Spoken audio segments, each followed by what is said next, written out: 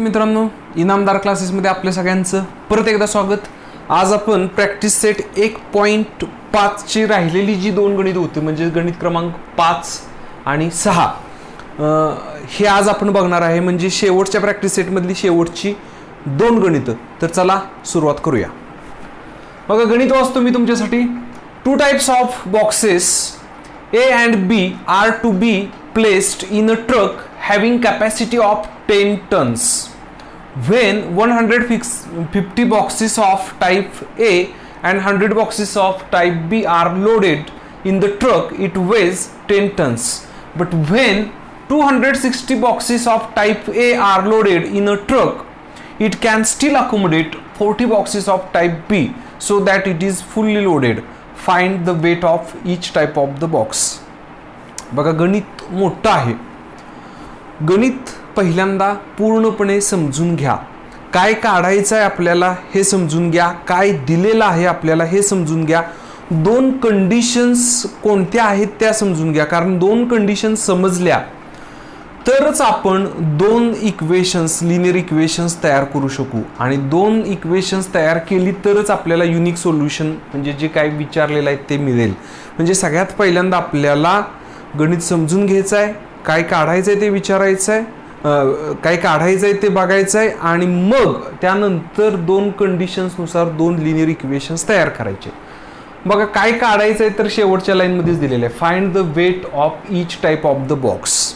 बघा, गणित समजून घ्या. 2 types of box A and B are to be placed in a truck having capacity of 10 tons. दोन box कुठल्या प्रकारचे आहेत? टाईप A आणि टाईप B, हे दोन प्रकारचे बॉक्सेस आहेत. ते एका ट्रकमध्ये भरायचे आहेत बॉक्सेस. दिले काय बघा, त्या ट्रकची कॅपॅसिटी बघा. कॅपॅसिटी ऑफ द ट्रक किती आहे? 10 टन्स. लक्षात ठेवा, महत्त्वाचं आहे हे. When 150 boxes of type A and 100 boxes of type B are loaded in the truck, it weighs 10 tons. म्हणजे 150 बॉक्स टाईप ए चे आणि 100 बॉक्स टाईप बी चे भरले की ही जी कॅपॅसिटी आहे ट्रकची ती फुल होते, म्हणजे 10 टन्स होते. ही पहिली कंडिशन आहे आपली. दुसरी बघा, but when 260 boxes of type A are loaded in a truck, it can still accommodate 40 boxes of type B so that it is fully loaded. वाक्य खूप फिरून टाकलेलं आहे. बघा बघा काय सांगितलेलं आहे. ज्या वेळेला तुम्ही 260 बॉक्सेस टाईप ए चे भराल त्या ट्रकमध्ये, it can still accommodate 40 boxes of type B. त्याच्यामध्ये आणखीन 40 बॉक्स तुम्ही टाईप बी चे टाकू शकता की जेणेकरून त्या ट्रकची कॅपॅसिटी फुल होईल. म्हणजेच काय होईल रे? 10 टन्स पूर्ण लोड होईल त्या ट्रकमध्ये. म्हणजे त्यांनी इनडायरेक्टली दिलेलं आहे की 260 बॉक्सेस आणि 40 बॉक्सेस ह्यांचं वजन किती आहे? 10 टन. आणि पहिल्या कंडिशनमध्ये काय सांगितलेलं आहे? 150 बॉक्सेस टाईप ए चे आणि 100 बॉक्सेस टाईप बी चे ह्यांचं मिळून वजन किती आहे? 10 टन. आता दोन्ही कंडिशनमध्ये, दोन्ही इक्वेशनमध्ये आपल्याला 10 टन्स म्हणजे 10 हाच असणार आहे RHSला. फक्त आपलं काय चेंज होणार आहे? LHS चेंज होणार आहे. कसं गणित सोडवायचं आहे बघूया. बघा, let the weight of box of type A is equal to X and that of type B is equal to Y, किंवा B म्हटलं तरी चालू शकते. इथं मी ते आज इज इक्वल टू वापरलेलं आहे. आता फ्रॉम फर्स्ट कंडिशन हे समजून घेण्याच्या अगोदर एक तुम्हाला कॉन्सेप्ट सांगतो. समजा एक बॉक्सचं समजा वेट समजा 10 kg आहे, तर 50 बॉक्सचं वेट कसं काढणार रे तुम्ही? 50 बॉक्सचं वेट कसं काढणार? 50 गुणिले एका बॉक्सचं वेट. समजा 100 बॉक्सचं सांगितलं तर काय करणार? 100 गुणिले त्या एका बॉक्सचं वेट. मग आता आपल्याला दुसरी पहिली कंडिशन बघताना त्यांनी एका बॉक्सच्या वेटवर सांगितलेलं नाही बाबांना. काय सांगितलेलं आहे बघा? 150 boxes of type A and 100 boxes of type B are loaded. आणि मग ह्या 150 आणि ह्या 100चं मिळून वजन 10 टन आहे. म्हणजे आपल्याला पहिल्यांदा 150 बॉक्सेस आणि 100 बॉक्सेस ह्याच्यामध्ये ते वजन लिहावं लागेल. मग आपण त्याच्या अगोदर लिहूया. Therefore weight of 150 boxes of type A is equal to 150 गुणिले एका बॉक्सचं टाईप एचं किती आहे X and weight of 100 boxes of type B is equal to 100 into एका बॉक्सचं किती आहे वाय. आता हे कळाल्यानंतरच मग आपण पहिली कंडिशन लिहू शकतो. नाहीतर तुम्ही x अधिक y बरोबर 10 टन केलं 10 तर गणितच सगळं चुकून जाईल. कारण x हे एका बॉक्सचं वजन आहे आणि y हे एका बॉक्सचं बीचं वजन आहे. आणि आपल्याला 10 टन्स कधी सांगितलेलं आहे ते 150 आणि 100 बॉक्स घेतल्यानंतर सगळं गणितच चुकून जाईल. आता from condition 1 from first condition. आता फ्रॉम फर्स्ट कंडिशन काय होणार आहे बघा. 150 एक्स अधिक 100 वाय यांचं वजन किती आहे 10. 150 ए टाईपचे आणि 100 बी टाईपचं यांचं मिळून वजन किती आहे 10. आता समजा 10 कॉमन निघून जाऊ शकते ह्याच्यातनं. डिवायडिंग इक्वेशन बाय 10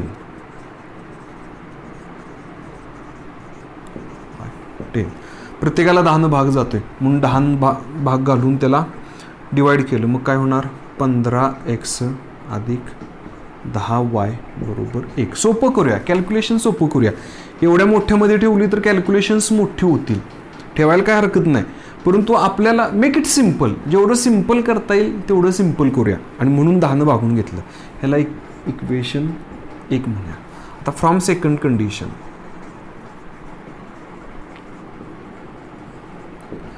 आता सेकंड कंडिशन काय सांगते बघा की 260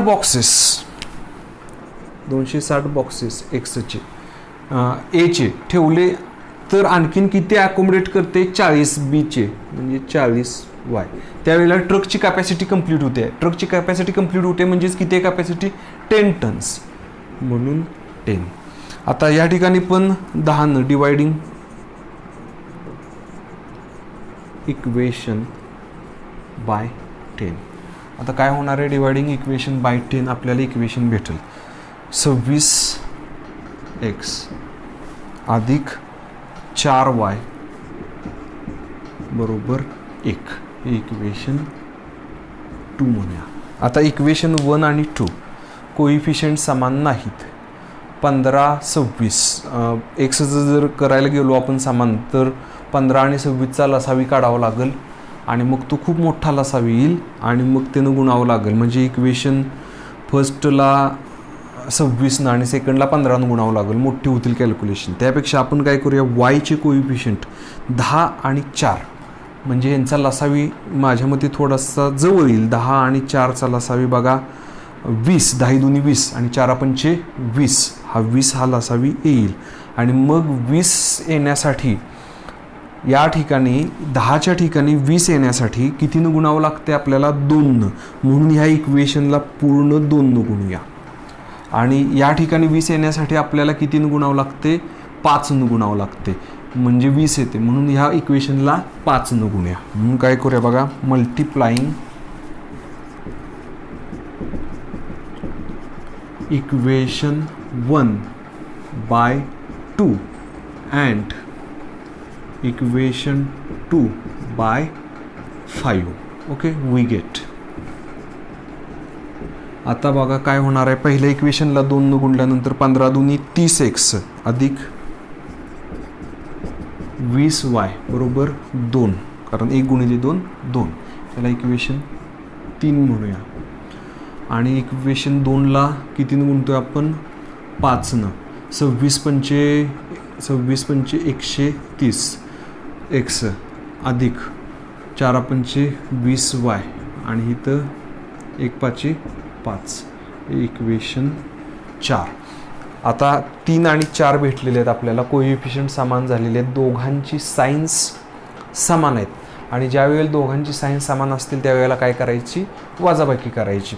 आता कुठल्यामधून कोण वजा करूया, 130 मधून हा वजा करूया, म्हणजे आपल्याला पॉझिटिव्ह नंबरमध्ये येईल. म्हणजे 4 मधून 3 सबट्रॅक्ट करूया. Subtracting equation 3 from 4 we get. आता काय होते बघा, सबट्रॅक्ट करूया आपण. पहिल्यांदा वर 130x अधिक 20y बरोबर 5 आणि 2 नंबरचं 30x अधिक 20y बरोबर 2. या ठिकाणी वजा करूया. वजाबाकी केल्यामुळं सगळ्यांची चिन्ह चेंज होणार. इथं अधिकचं वजा झालं, इथं अधिकचं वजा झालं, इथं काय नाही म्हणजे अधिकचं वजा झालं. 130 मधनं 30 गेलं, किती राहिलं 100x. हे एकमेकाला कॅन्सल झाली. आणि 5 मधनं 2 गेले, किती राहिले 3. ओके, समजलं इथपर्यंत. आता 100 तिकडं ट्रान्सफर करूया, म्हणून x बरोबर 3/100. ह्याला भाग घालवत बसू नका. भाग घालवत बसला तर ते अपूर्णांकामध्ये येईल, 0.03 मध्ये येईल आणि दशांश अपूर्णांकात येईल ते, आणि परत मग सगळं आपल्याला कॅल्क्युलेशन्स अवघड होऊन जातील. त्याच्यापेक्षा ह्याला फ्रॅक्शनमध्येच ठेवूया. आणि फ्रॅक्शनमध्ये ठेवून मग शेवटी ज्या वेळेला आपल्याला एकदम फायनल आन्सर काढायचं आहे त्यावेळेला मग त्याला दशांश अपूर्णांकात कन्वर्ट, डेसिमल फ्रॅक्शनमध्ये कन्वर्ट ठेवायचं का नुसता हा अशा फ्रॅक्शनमध्ये ठेवायचं ते नंतर पाहूया. पण आत्ता तरी याला डेसिमल फ्रॅक्शनमध्ये कन्वर्ट करायचं नाही. जर कन्वर्ट केलं तर कॅल्क्युलेशन पुढची अवघड जातील. आणि मगाशीच मी सांगितलेलं, मेक इट सिम्पल. जेवढं सिम्पल करता येईल तेवढं सिम्पल करायचं. आता हे आपल्याला एक्सची किंमत निघाली. आता इक्वेशन कुठल्यामध्ये आपण समजा पहिल्यामध्ये नको, हां ठीक आहे, पहिल्यामध्येच झालं. दुसरं थोडंसं मोठं आहे, त्यापेक्षा पहिलं आपलं सोपं आहे. इक्वेशन 1 मध्येच ठेवूया आपण हे. ठीक आहे, मी इरेज करतो हे तोपर्यंत. बघा, इक्वेशन 1 मध्ये आपण ही एक्सची व्हॅल्यू प्लेस करूया. Place the value of x in equation 1. आता काय होणार आहे बघा, हे इक्वेशन आहे, मुद्दाम मी ठेवलेलं आहे इथं. 15 आणि एक्स किती आपलं 3/100 अधिक 10y बरोबर 1. आता हे मी इरेज करून टाकतो इथलं. आता बघा, अंशांचा गुणाकार 15×45. इथं काही नाही म्हणजे 1 असते. अंशांचा गुणाकार छेदांचा गुणाकार 15×45/100 अधिक 10y बरोबर 1. आता तुम्ही हे इकडं आहे ते इकडं न्या डायरेक्ट, म्हणून 10y बरोबर 1 अधिक आहे ते वजा झालं 45/100. आता इथं डायरेक्ट वजाबाकी होणार नाही. आता पहिल्यांदा तुमचा छेद समान करावा लागेल. जिसका कोई नहीं होता उसका 1 होता है. मग आता 1 आणि 100 यांचा लसावी किती झाला 100. आता मग या ठिकाणी 100 येण्यासाठी 100 गुणावं लागते. मग वर पण 100 गुणायचं, म्हणजे 100×100. काय करतोय बघा मी, छेद या ठिकाणी 100 येण्यासाठी, 1च्या ठिकाणी 100 येण्यासाठी 1ला कितीनं गुणावं लागते 100नं. मग छेदाला गुणलं म्हणून अंशाला पण 100नं गुणलं. बघा, टेक्निक वेगवेगळे आहेत. आता नाहीतर मग असा तिरकस गुणाकार आणि छेदांचा गुणाकार असं पण करू शकता. 100×100, 100×100, 45×1 मधलं चिन्ह वजा आहे असं या टेक्निकनं पण करू शकताय. तिरकस गुणाकार 100×100 इकडं आणि हे इकडं गुणायचं, मधलं चिन्ह आहे असं ठेवायचं. मग 100 वजा 45 किती झालं बघा 55/100. हे काय आलं आपलं y. भाग घालवू नका, आहे असंच ठेवलं तरी चालेल. आता मग शेवटी वाटलं तर आपण लिहूया therefore the weight of box of type A is equal to किती आहे बघा 3/100. म्हणजेच किती वाटलं तर लिहू शकताय 0.03 टन. आणि ह्याला जर तुम्हाला के जीमध्ये कन्वर्ट करायचं असेल तर काय करावं लागेल, 3/100 गुणिले 1000 गुणावं लागतं. 2 शून्य गेलं म्हणजे 30 kg येईल. जर के जीमध्ये लिहायचं असेल तर 30 kg मध्ये येईल. टनमध्ये लिहायचं असेल तर 0.03 टनमध्ये होईल. आणि द वेट ऑफ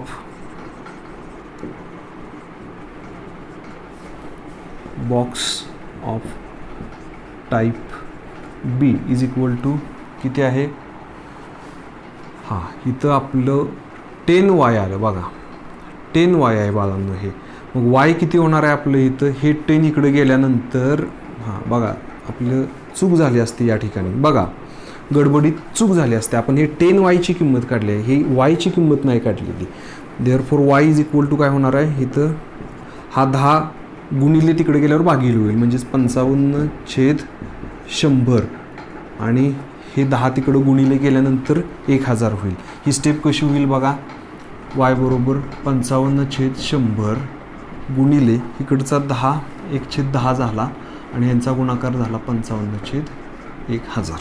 म्हणून इथं डायरेक्ट वायची किंमत येईल. बघा थोडीशी जरी गडबड झाली असती तर आपलं उत्तर पूर्ण चुकलं असतं. मग आता बघा इथं काय होणार आहे, इज इक्वल टू 55/1000. आता टनमध्ये काय होणार आहे, 1 2 3 म्हणजेच 3 पॉईंट सरकावं लागतील. 1 2 तिसरं घर तयार केलं ओके टन. आणि के जीमध्ये पाहिजे असेल तर डायरेक्ट 1000 गुणलं असतं की 1000 निघून जाईल, 55 kg होईल आणि ह्याचं 30 kg मध्ये होईल. टनमध्ये पाहिजे असेल तर टनमध्ये, के जीमध्ये पाहिजे असेल तर यांना 1000 गुणायचं. ठीक आहे, फ्रॅक्शन आले तरी गडबडून जायचं नाही. काही वेळेला काय होतं, आपल्याला काय वाटतं की आपलं अपूर्णांकात उत्तर येते, x बरोबर 3/100 आलेलं आहे, छेदस्थानी 100 आलेलं आहे म्हणजे माझं कुठं तर चुकलेलं आहे. तर चुकलेलं नसतं, कॉन्फिडन्सली सोडवत जायचं, उत्तर आपोआप बरोबर येतं. ओके, पुढचं गणित बघूया.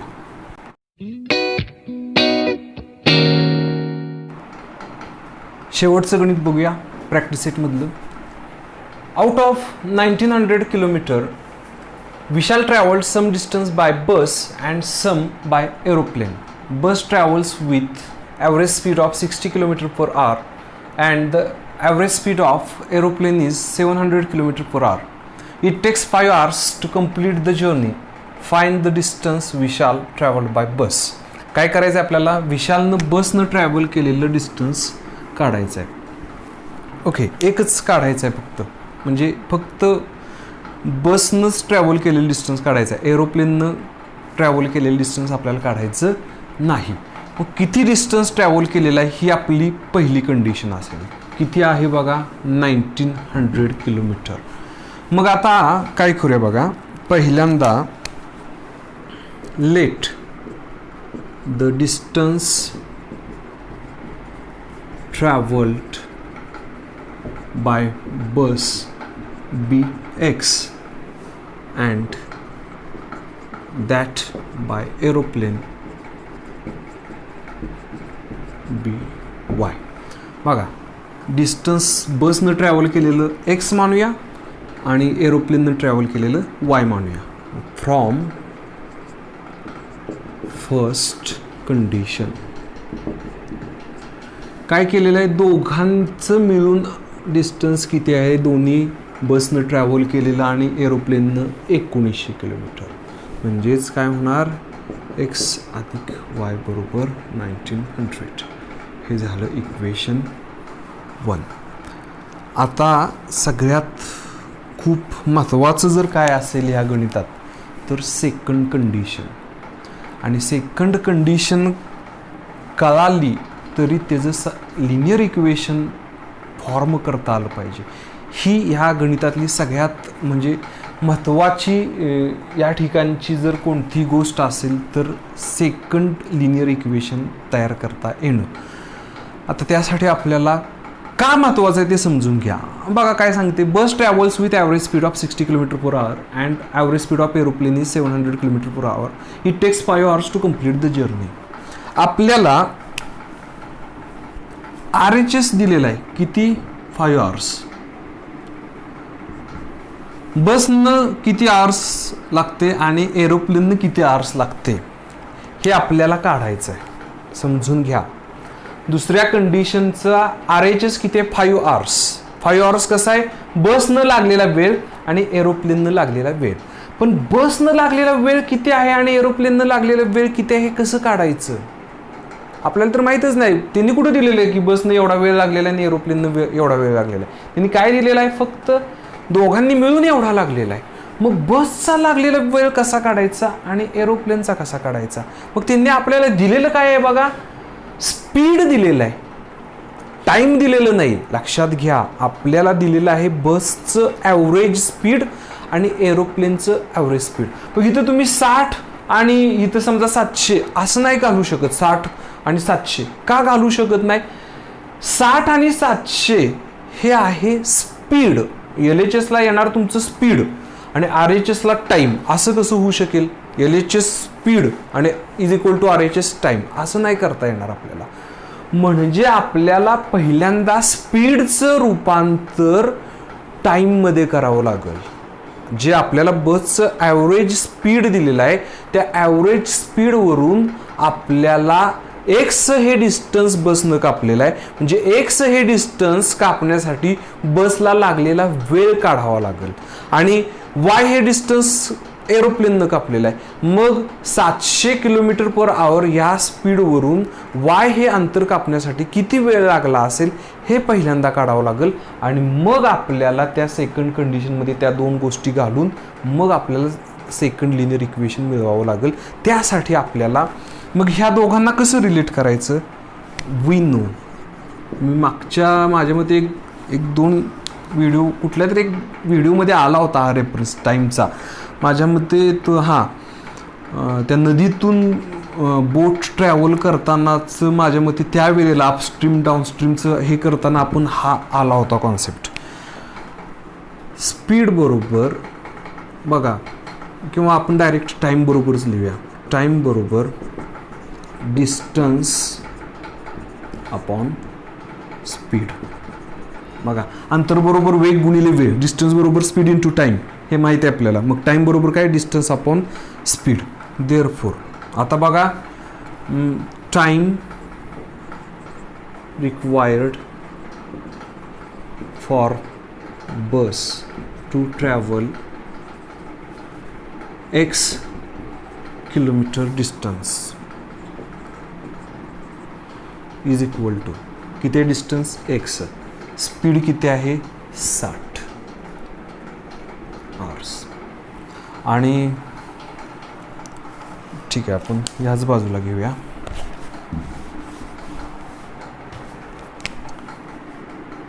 Time required for aeroplane to travel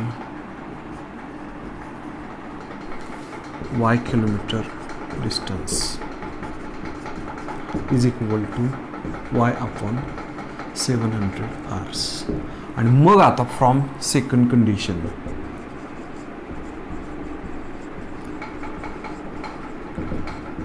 हां काय आहे, दोघांना लागलेला वेळ किती आहे, 5 hours लागलेला आहे. x भागिले 60 हा कोणाचा वेळ झाला, बसचा, प्लस y भागिले 700 हा कोणाचा झाला, वायचा. आता या ठिकाणी छेदस्थानी आपल्याला 60 आहे, इथं 700 आहे. मग काय करायचं, या ठिकाणी 2-3 गोष्टी तुम्ही करू शकता. काय करायचं, डायरेक्ट 60 आणि 700चा लसावी काढायचा. 60 आणि 700चा लसावी कसा काढणार, बघा आपण शिकलेला आहात.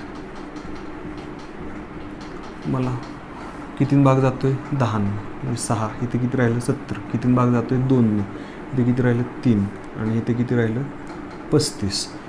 हे जा आणि ह्यांचा सगळ्यांचा गुणाकार करा, किती होते बघा, 35 गुणिले 10 350, 350 गुणिले 2 700 आणि 700 त्रिक 7 त्रिक 21, 2100. म्हणजे ह्यांचा लसावी किती आला, 2100. बघा 2-3 गोष्टी आहेत या ठिकाणी. लसावी किती आहे आपला, 2100, लक्षात ठेवा. मग काय करायचं, डायरेक्ट 2100 लसावी इथं लिहून ठेवला. बघा मग 60ला 2100 येण्यासाठी कितीनं गुणावं लागते, तेवढं या फ्रॅक्शनला गुणून घ्यायचं. म्हणजे एक्सला गुणून घ्यायचं, ते इथं लिहायचं. मधलं चिन्ह आहे असं. 700चं 2100मध्ये रूपांतर करण्यासाठी कितीनं गुणावं लागते 700ला, तेवढं वायला गुणायचं, ते उत्तर इथं लिहायचं. बघा काय केलं, 60चं 2100मध्ये रूपांतर करण्यासाठी कितीनं गुणावं लागते, तेवढ्यानं त्या अंशाला गुणलं, तो अंश इथे लिहिला. प्लसमधलं चिन्ह आहे असं लिहिलं. 700ला 2100 येण्यासाठी कितीनं गुणावं लागते, 3नं गुणावं लागते, तेवढं त्या अंशाला गुणलं, ते इथं लिहिलं. ही एक पद्धत आहे. आणि परत मग हे 2100 तिकडं ट्रान्सफर करायचं, ही एक पद्धत झाली. दुसरी पद्धत काय आहे, जो लसावी आहे समजा 2100, त्या लसावीनं प्रत्येक टर्मला गुणायचं, म्हणजे तुमचा आपोआपच हा कॅन्सल होऊन जातो. मग आपण सेकंड पद्धतीनं सोडूया. मल्टिप्लाइंग इक्वेशन बाय 2100 किंवा 2100. आता बघा काय होणार आहे, प्रत्येक टर्मला गुणावं लागेल आपल्याला. 2100 अधिक y/700 गुणिले 2100 बरोबर 5 गुणिले 2100. आता बघा हे निघून गेलं.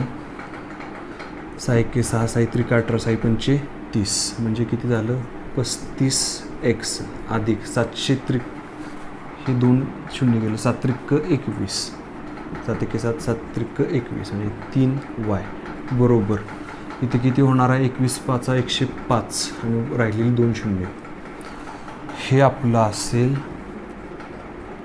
Second equation. बघा आपलं फर्स्ट इक्वेशन काय आहे, x अधिक y = 1900 आणि इथं किती आलं, 35x + 3y = 10,500. हे इक्वेशन सेकंड. आता या ठिकाणी बघा आपल्याला वायचा कोइफिशियंट समान करायला सोपं आहे. ह्या इक्वेशनला जर आपण 3नं गुणलं तर आपल्याला हे जर समान कोइफिशियंट होईल वायचा, आणि मग तो वाय आपण सबट्रॅक्ट करून इलिमिनेट करू शकू. त्यापूर्वी मी हे इरेज करतो. बघा या ठिकाणी मी मुद्दाम 2 इक्वेशन्स ठेवलेले आहेत. ह्याचा कोइफिशियंट आपण समान करण्यासाठी इक्वेशन फर्स्टला काय करूया, 3नं गुणूया. मल्टिप्लाइंग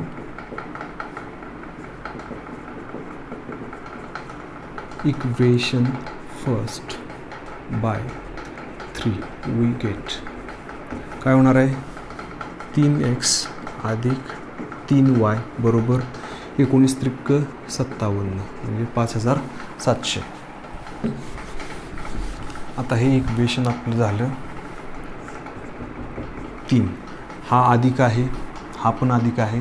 काय करावं लागेल, डायरेक्ट सबट्रॅक्शन करूया. काय करूया, इक्वेशन 2मधनं 3 वजा करूया, म्हणजे आपल्याला 35मधनं 3x गेलं, 32x पॉझिटिव्ह निघेल अंक. सबट्रॅक्ट